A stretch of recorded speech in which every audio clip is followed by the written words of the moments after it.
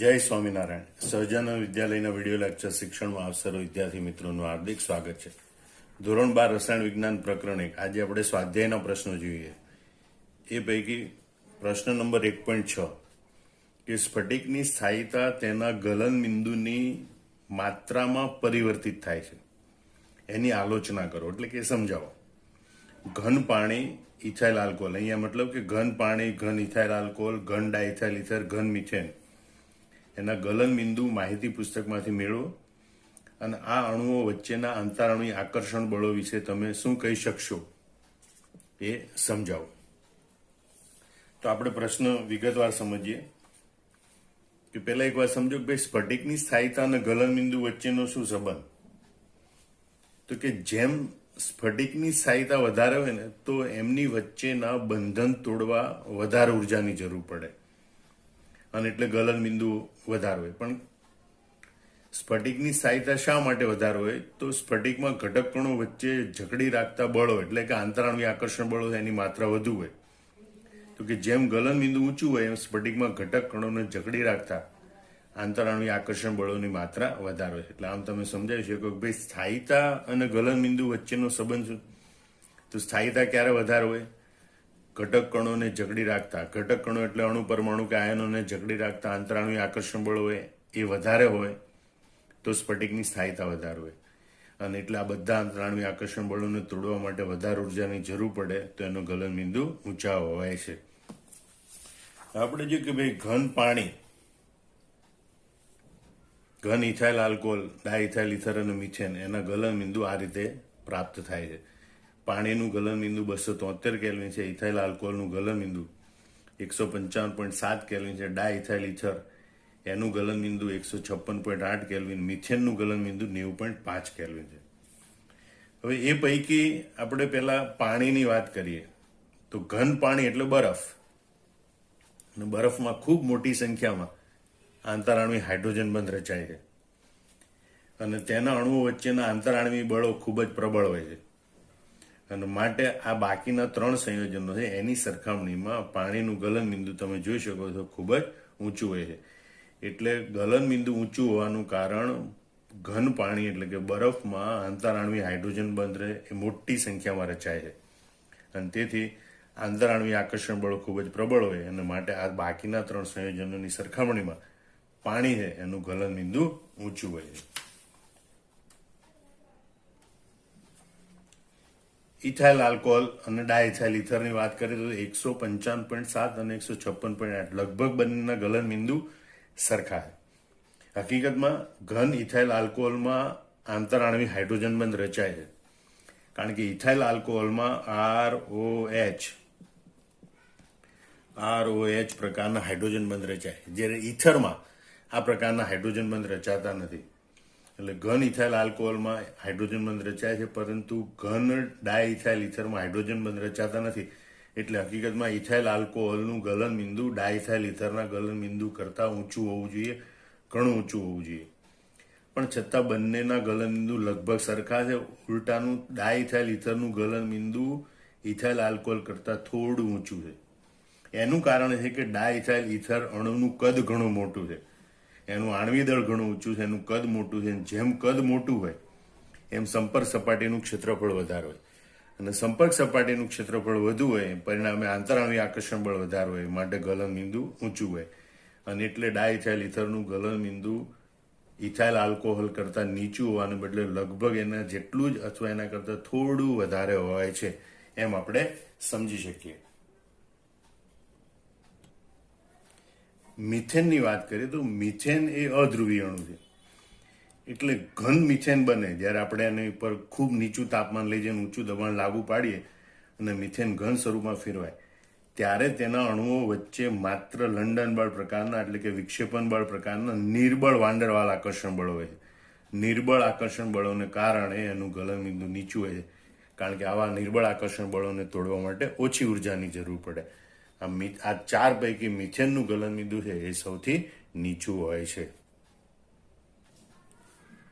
પ્રશ્ન 1.7 જોઈએ કે નીચેના પર્યાયોની જોડને તમે કેવી રીતે વિભેદિત કરશો. ષટકોણીય સંવૃત સંકુલન અને સમઘનીય સંવૃત સંકુલન એટલે કે હેક્ઝાગોનલ ક્લોઝ પેકિંગ HCP અને સમઘની સંવૃત સંકલન એટલે CCP અથવા તો FCC, સ્ફટિક લેટિસ અને એકમ કોષ, ચતુષ્ફલકી છિદ્ર અને અષ્ટફલકી છિદ્ર. તો આપણે પહેલું જોઈએ ષટકોણીય સંવૃત સંકુલન. તો આપણે જાણીએ કે ભાઈ ત્રિપરિમાણી રચના જ્યારે રચાય ત્યારે બે ષટકોણીય સંવૃત સંકુલિત સ્તરો હોય એની સાંતરિત ગોઠવણીથી રચાતા ચતુષ્ફલકી છિદ્રો ઢંકાય એવી રીતે જો ત્રીજું સ્તર ગોઠવવામાં આવે તો ષટકોણીય સંવૃત સંકુલન એટલે કે હેક્ઝાગોનલ ક્લોઝ પેકિંગ HCP રચના આપણને પ્રાપ્ત થાય છે. ફરીથી જોઈ લો, બે ષટકોણીય ક્લોઝ પેકિંગ રચના ધરાવતા સ્તરો એની ગોઠવણી કરીએ ત્યારે પ્રત્યેક ગોળાની આસપાસ જે 6 છિદ્રો રચાય એ પૈકી આંતરે ગોઠવાયેલા 3 છિદ્રો ચતુષ્ફલકી અને 3 અષ્ટફલકી છિદ્રો હોય. તો ચતુષ્ફલકી છિદ્રો ઢંકાય એવી રીતે જો ત્રીજું સ્તર ગોઠવવામાં આવે તો ષટકોણી સંવૃત સંકુલિત રચના બને છે. જ્યારે ત્રિપરિમાણીય રચનામાં બે ષટકોણી સંવૃત સંકુલિત સ્તરો એની સાંતરિત એટલે કે એકબીજાના ખાંચામાં ગોઠવાય એવી ગોઠવણી કરીએ ત્યારે જે અષ્ટફલકી છિદ્રો રચાય એ અષ્ટફલકી છિદ્રો ઢંકાય એવી રીતે જો આપણે ત્રીજું સ્તર ગોઠવવામાં આવે તો સમઘનીય સંવૃત સંકુલિત રચના એટલે કે FCC રચના આપણને પ્રાપ્ત થાય છે અથવા તો એને CCP રચના તરીકે પણ ઓળખવામાં આવે છે. હવે આપણે જોઈએ કે અહીંયા ત્રીજું સ્તર ગોઠવીએ એ સીધું પહેલા સ્તરની ઉપર ગોઠવાય એટલે એમાં એવી પ્રકારની ભાત જોવા મળે છે. જ્યારે અહીંયા ત્રીજું સ્તર ગોઠવીએ એ પ્રથમ બે સ્તર કરતાં જુદી રીતે ગોઠવાય અને ચોથું સ્તર ગોઠવીએ ત્યારે પ્રથમ સ્તરની જેમ ગોઠવાય એટલે એમાં ABC પ્રકારની ભાત જોવા મળે છે. અહીંયા એનો એકમ કોષ એ હેક્ઝાગોનલ પ્રકારનો હોય છે. આ રીતનો એકમ કોષ હોય છે. એ સમઘની એકમ કોષ હોતો નથી અને આ એકમ કોષમાં કુલ એક એકમ કોષ દીઠ 6 ઘટક કણો હોય છે. આ 6 ખૂણા પરના ઘટક કણોનો 1/6 ભાગ ગુણ્યા 1 એટલે એક ઘટક કણ ત્યાં નીચેના 6 ખૂણા પરના 6 1/6 ગુણ્યા 6 એટલે એક ઘટક કણ ત્યાંથી આ 6 ખૂણા પરથી એક ઘટક કણ, નીચેના 6 ખૂણા પરથી એક ઘટક કણ. આ ફલક ઉપર આવેલા 2 પરમાણુ છે એનો અડધો ભાગ એટલે ત્યાંથી એક ઘટક કણ. આમ 1 2 અને આનો 3 ઘટક કણ અને 3 ઘટક કણ બિલકુલ અંદર ગોઠવાયેલા. એમ કુલ એકમ કોષ દીઠ 6 ઘટક કણો હોય છે અને હેક્ઝાગોનલ ક્લોઝ પેકિંગ છે એનો આ એકમ કોષ છે એ સમઘન પ્રકારનો હોતો નથી. જ્યારે સમઘની સંવૃત સંકુલિત રચના એટલે કે FCC પ્રકારની રચના હોય એના એકમ કોષ દીઠ 4 ઘટક કણો હોય છે. જે આપણે અગાઉ જોયું કે ભાઈ 8 ખૂણા છે, 8 ખૂણા ગુણ્યા 1/8 બરાબર એક ઘટક કણ ત્યાંથી અને 6 ફલક ગુણ્યા 1/2 બરાબર 3 ઘટક કણ ત્યાંથી. એમ એક એકમ કોષમાં 4 ઘટક કણો હોય અને એનો એકમ કોષ આ પ્રકારનો સમઘની હોય છે. અને ઉદાહરણો યાદ રાખવાના, મેગ્નેશિયમ અને ઝિંક જેવી ધાતુઓ છે એ ષટકોણીય સંવૃત સંકુલન પ્રમાણે સ્ફટિકીકરણ પામે છે. જ્યારે કોપર અને સિલ્વર જેવી ધાતુઓ છે એ સમઘનીય સંવૃત સંકુલન એટલે કે FCC પ્રમાણે સ્ફટિકીકરણ પામે છે. હવે આપણે બીજું જોઈએ સ્ફટિક લેટિસ અને એકમ કોષ એની વચ્ચેનો ભેદ સમજાવો. તો સ્ફટિક લેટિસ એ તો સ્ફટિકમાં રહેલા ઘટક કણો એટલે કે અણુ પરમાણુ કે આયનોની ગોઠવણી દર્શાવતી બિંદુઓની ભાત છે. એટલે સ્ફટિકમાં રહેલા ઘટક કણો એટલે કે અણુ પરમાણુ અને આયનોની ગોઠવણી દર્શાવતી બિંદુઓની ભાત એને સ્ફટિક લેટિસ કહે છે. એ તમે આકૃતિમાં જોઈ શકો છો કે કઈ જગ્યાએ ઘટક કણો એટલે કે અણુ પરમાણુ કે આયનો આવેલા છે એ બિંદુઓ દર્શાવતી આખી જે પેટર્ન છે એ આખી એને સ્ફટિક લેટિસ કહેવામાં આવે છે. જ્યારે સ્ફટિકમય ઘન પદાર્થમાં નાનામાં નાનો કણ કે જે સ્ફટિકની બધી લાક્ષણિકતાઓ દર્શાવે છે તેને એકમ કોષ કહે છે. અહીંયા બધી ઘટક કણોની ગોઠવણી કરી એમાં આટલો જે નાનો ભાગ છે એનું વારંવાર પુનરાવર્તન થાય છે અને આ નાનો ભાગ છે આ સમગ્ર સ્ફટિક છે એની લાક્ષણિકતાઓ દર્શાવે. તો આ જે નાનો કણ છે કે જે સમગ્ર સ્ફટિકની લાક્ષણિકતા દર્શાવે એને એકમ કોષ કહે છે. બીજું કહેવામાં તેમાં રહેલા બિંદુઓ એ કોઈ એક અણુ પરમાણુ કે આયનનું પ્રતિનિધિત્વ કરે છે. મતલબ કે આ જે બિંદુ કે ટપકું દર્શાવેલું છે એ જગ્યાએ કોઈ એક અણુ ગોઠવાયેલો હોઈ શકે, કોઈ એક પરમાણુ ગોઠવાયેલો હોઈ શકે અથવા તો કોઈ એક આયન ગોઠવાયેલો હોઈ શકે છે. જ્યારે અહીંયા બીજું કહેવામાં સામે એકમ કોષમાં તો એકમ કોષના પ્રકાર અને પરિમાણ એ સ્ફટિક પ્રણાલીનું પ્રતિનિધિત્વ કરે છે. મતલબ કે એકમ કોષ છે એનું પરિમાણ, ધારની લંબાઈ, ખૂણાની લંબાઈ કેવી છે એના આધારે સ્ફટિક પ્રણાલી છે એ સાદી ઘન હોઈ શકે, ટેટ્રાગોનલ હોઈ શકે, હેક્ઝાગોનલ હોઈ શકે, બરાબર, મોનોક્લિનિક હોઈ શકે, ટ્રાયક્લિનિક હોઈ શકે. એમ એકમ કોષનો પ્રકાર અને પરિમાણ એ સ્ફટિક પ્રણાલીનું પ્રતિનિધિત્વ કરે છે. અહીંયા સ્ફટિક લેટિસમાં જે બિંદુઓ છે એને સીધી રેખાઓ વડે જોડવામાં આવે તે સ્ફટિકની ભૌમિતિક રચના સ્પષ્ટ કરે છે. એની સરખામણીમાં એકમ કોષ છે એની એકમ કોષ છે એને ત્રિપરિમાણમાં સતત નિયમિત પુનરાવર્તિત ગોઠવણી કરી આગળ પાછળ આજુબાજુ ઉપર નીચે એકમ કોષને સતત ગોઠવતા જઈએ ત્યારે સંપૂર્ણ સ્ફટિકની રચના થાય છે.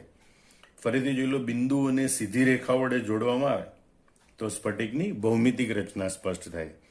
જ્યારે આ જ એકમ કોષો છે એની ત્રિપરિમાણમાં નિયમિત પુનરાવર્તિત ગોઠવણી કરવામાં આવે તો આ સંપૂર્ણ સ્ફટિકની રચના થાય છે.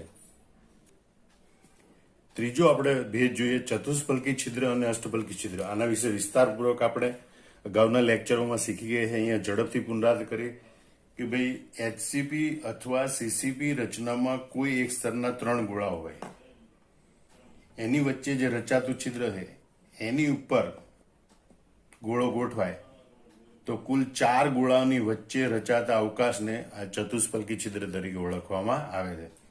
એટલે ફરીથી યાદ રાખેલો, HCP અથવા CCP રચનામાં કોઈ એક સ્તરના 3 ગોળાઓ કે જે એકબીજાને સ્પર્શીને ગોઠવાયેલા હોય, એની વચ્ચે ત્રિકોણી છિદ્ર રચાય. એની ઉપર અથવા નીચે જો એક ગોળો ગોઠવવામાં આવે તો કુલ 4 ગોળાઓની વચ્ચે રચાતો જે અવકાશ છે એને ચતુષ્ફલકી છિદ્ર તરીકે ઓળખવામાં આવે. એની સામે HCP અથવા CCP રચનામાં એક સ્તરના 3 ગોળાઓ વચ્ચે રચાતા છિદ્ર પર બીજા સ્તરના 3 ગોળાઓ વચ્ચે રચાતું છિદ્ર ગોઠવાય તો કુલ 6 ગોળાઓ વડે રચાતા અવકાશને અષ્ટફલકી છિદ્ર કહે છે. આ એક ગોળા વડે રચાતું છિદ્ર, એની ઉપર બીજા ગોળા વડે રચાતું ત્રિકોણીય છિદ્ર ગોઠવવામાં આવે તો આ કુલ 6 ગોળાઓ વડે બનતી રચના છે એ રચનાને એ 6 ગોળાની વચ્ચે જે અવકાશ રચાય છે એ અવકાશને અષ્ટફલકી છિદ્ર તરીકે ઓળખવામાં આવે છે.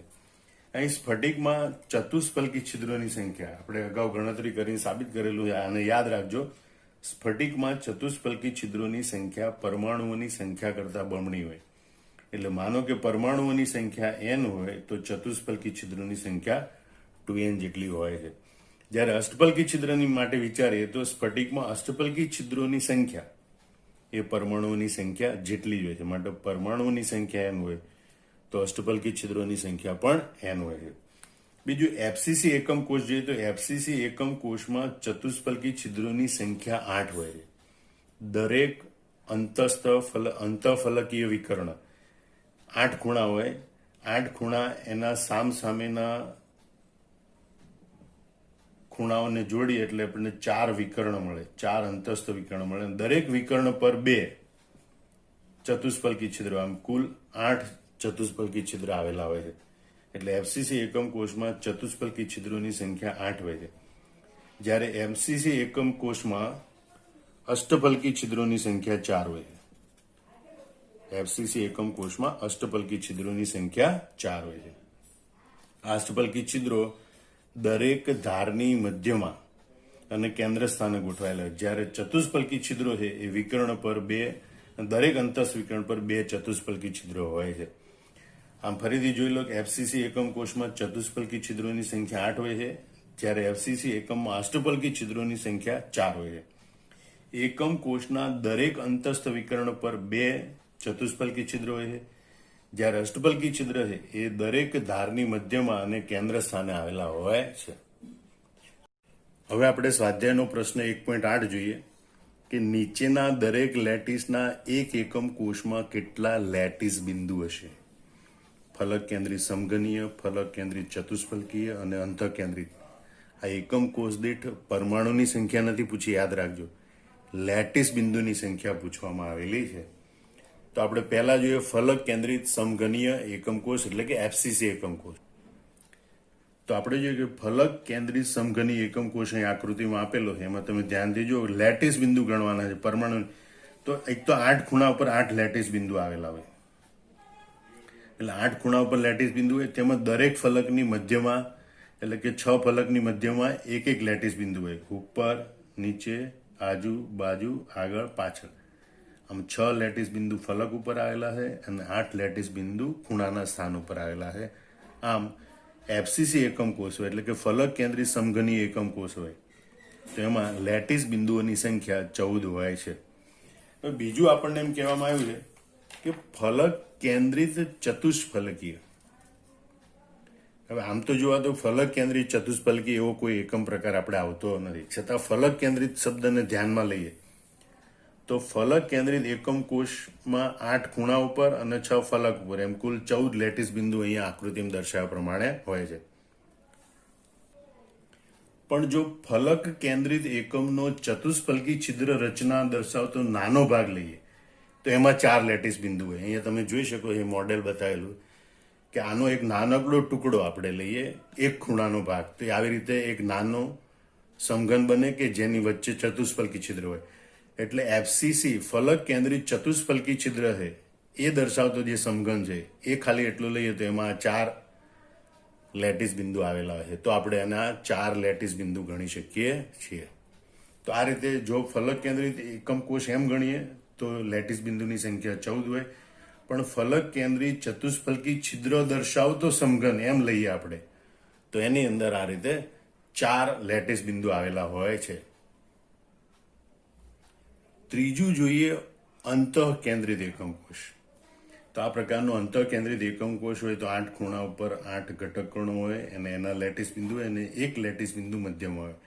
આમ ટોટલ 8 વત્તા 1 9 એમ અંતઃ કેન્દ્રિત એકમ કોષ હોય તેમાં 9 લેટિસ બિંદુ આવેલા હોય છે. પ્રશ્ન 1.9 સમજાવો કે ધાત્વીય અને આયની સ્ફટિકો વચ્ચે સમાનતા અને ભિન્નતાના આધારો, મતલબ કે ધાત્વી અને આયની સ્ફટિકો વચ્ચે સમાનતા અને ભિન્નતાના આધારો સમજાવો. તેમજ આયની ઘન પદાર્થો સખત અને બરડ હોય છે એમ સમજાવો. તો સૌથી પહેલા આપણે ધાત્વિક ઘન અને આયની ઘન છે એની સમાનતા જોઈએ કે ભાઈ એમાં કઈ કઈ બાબતમાં સામ્યતા છે. તો આપણે જોઈએ કે ભાઈ બંને પ્રકારના ઘનમાં વીજ કુલંબિક આકર્ષણ બળ હોય છે ઘટક કણો વચ્ચે. એમાં જોઈએ કે આયની સ્ફટિક હોય તો આયની સ્ફટિકમાં ધન આયન અને ઋણ આયનો એટલે કે વિરુદ્ધ વીજભાર ધરાવતા આયનો હોય, તો વિરુદ્ધ વીજભાર ધરાવતા આયનો વચ્ચે આ પ્રકારના પ્રબળ વીજ કુલંબિક આકર્ષણ બળ હોય છે. જ્યારે ધાત્વિક ઘન હોય તેમાં ધન વીજભારિત પરમાણુ કર્નેલ અને સંયોજકતા ઇલેક્ટ્રોનનું વાદળ એની વચ્ચે પણ વીજ કુલંબિક આકર્ષણ બળ હોય છે, એ પણ પ્રબળ હોય છે. ફરીથી સમજી લો, આયની ઘન સ્ફટિકમાં વિરુદ્ધ વીજભાર ધરાવતા આયનો વચ્ચે વીજ કુલંબિક આકર્ષણ બળ હોય છે, જ્યારે ધાત્વિક ઘનમાં ધન વીજભારિત કર્નેલ એટલે કે ધન વીજભારિત પરમાણુ કર્નેલ અને સંયોજકતા ઇલેક્ટ્રોન એટલે કે સંયોજકતા ઇલેક્ટ્રોનનું વાદળ એમની વચ્ચે વીજ કુલંબિક આકર્ષણ બળો હોય છે. બીજું, ધાત્વિક બંધ હોય કે આયનિક બંધ એ દિશાકીય હોતા નથી, એટલે કે અમુક ચોક્કસ સ્પષ્ટ દિશામાં ગોઠવાયેલા હોતા નથી, બિન દિશાકીય હોય છે અને માટે આપણે સમચતુષ્ફલકી, અષ્ટફલકી એવા ભૌમિતિક આકારો હોય તે પ્રકારના આકારો અહીંયા ચોક્કસ હોતા નથી. ધાત્વિક સ્ફટિક ઘન અને આયનની સ્ફટિક ઘન બંને સખત હોય છે. જોકે ઘણી વખત ધાત્વિક ઘન છે એ નિર્બળ બંધ અથવા તો ઓછા ઇલેક્ટ્રોનની હાજરી હોય સંયોજકતા ઇલેક્ટ્રોનની તો એ ઘણી વખત નરમ પણ જોવા મળે છે, પણ મોટા ભાગના ધાત્વિક ઘન સ્ફટિક ઘન અને આયની સ્ફટિક ઘન છે બંને સખત હોય છે. હવે આપણે ધાત્વિક ઘન અને આયનિક ઘન છે એની વચ્ચેની ભિન્નતા એટલે કે તફાવત જોઈએ. આપણે જોઈએ કે ભાઈ ધાત્વિક ઘનમાં સંયોજકતા ઇલેક્ટ્રોન વહન માટે મુક્ત હોય છે. ધાત્વિક ઘનમાં રહેલા જે ધાતુના સંયોજકતા ઇલેક્ટ્રોન છે વહન માટે મુક્ત હોય છે, જ્યારે આયની ઘનમાં આયનો છે એ વહન માટે મુક્ત હોતા નથી, પોતાના નિશ્ચિત સ્થાનોએ જકડાયેલા હોય અને એટલે જ મુક્ત ઇલેક્ટ્રોન ધરાવતા હોવાથી ઘન સ્વરૂપે ધાત્વિક ઘન છે એ વિદ્યુતનું વહન કરી શકે છે, તેમજ તે પ્રવાહી એટલે કે પીગલી સ્વરૂપમાં પણ વિદ્યુતનું વહન કરી શકે છે. જ્યારે ઘન સ્વરૂપમાં આયનો મુક્ત નથી, આયનો મુક્ત ન હોવાથી ઘન સ્વરૂપે આયનિક ઘન છે વિદ્યુતનું વહન કરી શકતા નથી. હા, પીગલી સ્વરૂપમાં કે એના જલી દ્રાવણમાં આયનો મુક્ત થાય અને માટે આ આયનિક ઘનનું પીગલી સ્વરૂપ કે જલી દ્રાવણ હોય તો એ વિદ્યુતનું વહન કરી શકે છે. ધાત્વિક બંધ મજબૂત અથવા નિર્બળ હોઈ શકે, જે સંયોજકતા ઇલેક્ટ્રોનની સંખ્યા અને પરમાણુ કર્નેલના કદ ઉપર આધાર રાખે છે. દાખલા તરીકે મેગ્નેશિયમ, સોડિયમ જેવી ધાતુઓ છે એ નરમ છે, કારણ કે એમાં પરમાણુ કદ મોટા છે, આયનોના કદ મોટા છે અને સંયોજકતા ઇલેક્ટ્રોનની સંખ્યા પણ ઓછી છે, એટલે એમાં પ્રમાણમાં નિર્બળ બંધ હોય એટલે નરમ હોય છે. બાકી મોટાભાગની ધાતુઓ છે એની વચ્ચેના બંધ ખૂબ જ મજબૂત હોય છે. જ્યારે આયનિક ઘનમાં તો પ્રબળ વીજ કુલંબિક આકર્ષણ બળ હોય, એના કારણે આયનિક બંધ છે ખૂબ જ મજબૂત હોય છે. ધાત્વિક ઘન સખત હોય છે અને તેમાં બરડતાનો ગુણધર્મ નહિવત હોય છે. જ્યારે વિરુદ્ધ વીજભારિત આયનો વચ્ચે મજબૂત વીજ કુલંબિક આકર્ષણ બળ હોવાથી તે સખત હોય છે, પણ એ બરડ હોય છે. એ બરડ હોવું એટલે લોખંડની ખીલ્લી હોય, લોખંડ એ ધાતુ છે, લોખંડની ખીલ્લીને આપણે આઘાત આપીએ એટલે કે ફટકો મારીએ તો એ વળી જાય છે પણ તૂટી જતી નથી. જ્યારે બરડ પદાર્થ હોય, દાખલા કે ચોકનો ટુકડો એ બરડ પદાર્થ છે, તો એને આપણે આઘાત આપીએ તો તૂટી જાય છે, તિરાડો પડે છે, ભૂક્કો થઈ જાય છે. તો એવા પદાર્થો એને બરડ કહેવાય. એમ આયનિક ઘન પદાર્થો એ બરડ હોય છે, જ્યારે ધાત્વિક ઘન પદાર્થો એ બરડ હોતા નથી, એની સરખામણીમાં નરમ હોય છે, એટલે કે એની પર બળ લગાડવાથી તે વળી જાય છે, એ તૂટી જતા નથી. સમજાવો, આયનિક ઘન સખત હોય છે અને આયનિક ઘન બરડ હોય છે. તો પહેલા આપણે જોયું કે આયનિક ઘન સખત શા માટે હોય છે. તો હમણાં કીધું એમ આયનિક ઘનમાં વિરુદ્ધ વીજભાર ધરાવતા આયનો છે એ પ્રબળ વીજ આકર્ષણ બળથી અને ખૂબ જ મજબૂતાઈથી એકબીજા સાથે જોડાયેલા છે, એટલે એમની વચ્ચેના બંધનને તોડવા મુશ્કેલ છે અને માટે તેઓ ખૂબ જ સખત હોય છે. કારણ કે વિરુદ્ધ વીજભાર ધરાવતા આયનો છે એની વચ્ચેનું વીજ આકર્ષણ બળ ઘણું પ્રબળ હોય, એને તોડવા માટે પુષ્કળ ઉર્જાની જરૂર પડે, માટે તેઓ સખત હોય છે. બીજું એમ કહેવાય કે તેના ગલન બિંદુ પણ ઊંચા હોય. હવે આપણે બીજું સમજાય કે ભાઈ આયનિક ઘનો બરડ હોય છે. તો આયનિક ઘનમાં ધન આયનો અને ઋણ આયનો ક્રમિક રીતે નિયમિત ત્રિપરિમાણી રચનામાં ગોઠવાયેલા છે. આયનિક ઘનમાં ધન આયનો અને ઋણ આયનો નિયમિત રીતે ત્રિપરિમાણમાં ગોઠવાયેલા હોય છે. હવે જ્યારે એના ઉપર આઘાત લગાડવામાં આવે ત્યારે એક સ્તર પર બીજું સ્તર સરકે છે.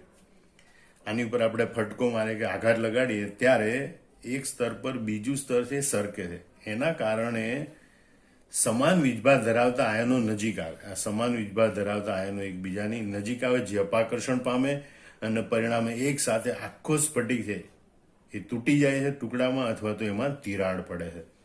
આમ આયનિક ઘન પદાર્થો છે એ બરડ હોય છે, એ બરડતાનો ગુણધર્મ ધરાવે છે.